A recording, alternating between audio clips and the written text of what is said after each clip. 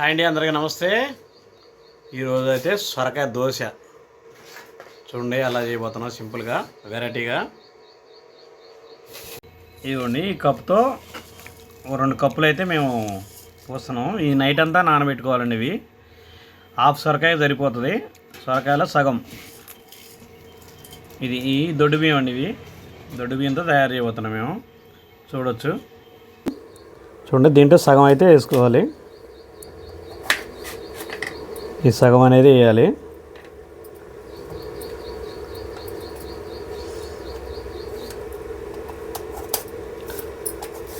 ఇలా అయితే పైన అయితే పొట్టు తీయాలి.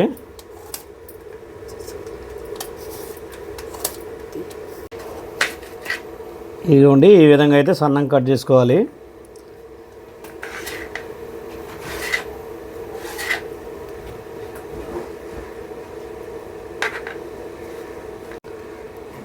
కట్ చేసింది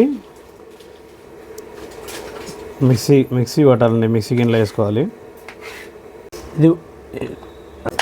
ఇదిగోండి సొరకాయ అయితే ఇది చాలా లేతది, అదే ముదురుది అయితే గింజలు తీసేయాలి. ఇది లేత సొరకాయ అన్నమాట.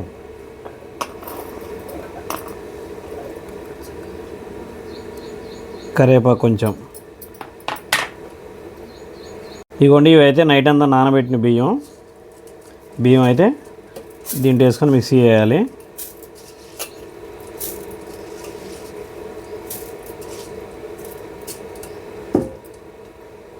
ఈ విధంగా మనకు తగినంత ఉప్పు అయితే జారా పెట్టాలా, మిక్సీ చేయటమే. ఇప్పుడు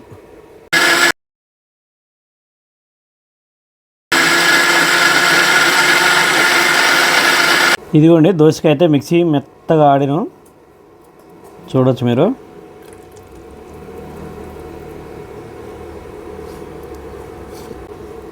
ఇదిగోండి పిండి అయితే మిక్సీలో కూడా చాలా మెత్తగా వస్తుంది,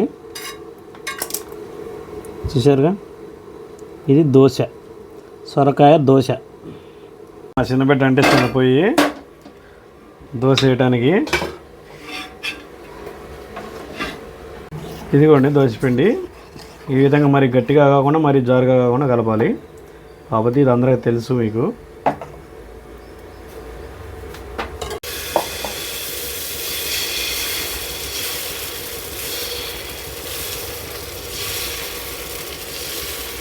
ఇదిగోండి ఈ విధంగా చూడండి.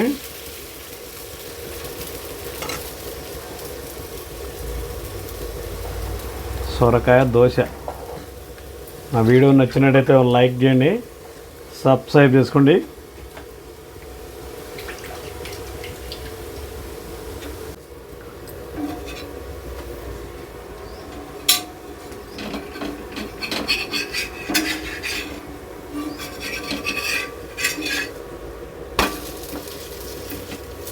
ఇది దోశ అండి, అయిపోయింది దోశ.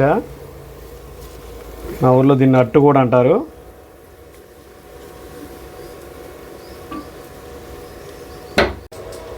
ఇవన్నీ దోశ అయితే అయిపోయినాయి, తినడానికి రెడీ అని చూడవచ్చు మీరు.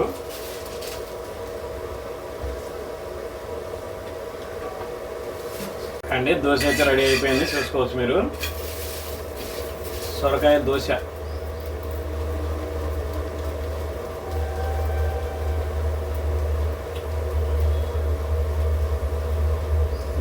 బాగుంది.